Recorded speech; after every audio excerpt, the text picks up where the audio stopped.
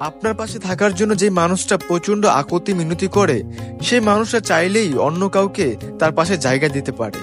আপনার এক লাইনে মেসেজে যে উত্তরে যে মানুষটা প্যারাগ্রাফ লিখে পাঠাতো, সেই মানুষের হাতে অপরন্ত সময় আছে এমন কিন্তু নয়। সে আপনাকে গুরুত্ব দিচ্ছে, আপনাকে সে হারাতে চাচ্ছে না, সে আপনাকে মূল্য দিচ্ছে। সেই সম্পর্কটাকে টিকিয়ে রাখার জন্য এটা করছে। সময় পেয়ে প্রিয় মানুষের সাথে কথা বলা আর সময় বের করে কথা বলার মধ্যে কিন্তু অনেকটা পার্থক্য রয়েছে।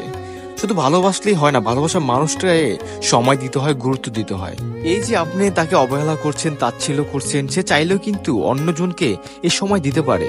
সে চাইলেই তার জীবন অন্য কাউকে আনতে পারে। সে কেন আনে না জানেন? কারণ আপনাকে সে ভালোবাসে, সে আপনাকে প্রচন্ড পরিমাণে ভালোবাসে।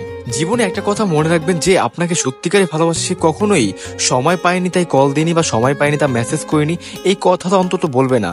যে সত্যিকারে ভালোবাসে সে সময় বের করে হলেও আপনার সাথে যোগাযোগ করবে, আপনার সাথে কথা বলবে। আচ্ছা, ভালোবাসাটা কি?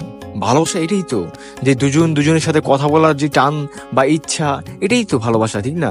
যে আমি একজনকে ভালোবাসলাম, তার সাথে যদি কথাই না বলার ইচ্ছা হয়, তাহলে আমি কি ভালোবাসলাম? আমি যদি তাকে সাথে সময় পেয়ে কথা বললাম, তাহলে আমি তাকে কি ভালোবাসলাম? সময় বের করে কথা বলাটাই হচ্ছে ভালোবাসা। যেই মানুষটা আপনাকে বলবে সময় পাইনি তাই কথা বলিনি, সময় পাইনি তাই মেসেজ করিনি, সে অন্তত আপনাকে ভালোবাসেনি। সে আর শুধুমাত্র তার টাইম পাস করার জন্য আপনাকে ব্যবহার করেছে। সময় থাকতে ভালোবাসা মানুষের গুরুত্ব দিন, সময় দিন।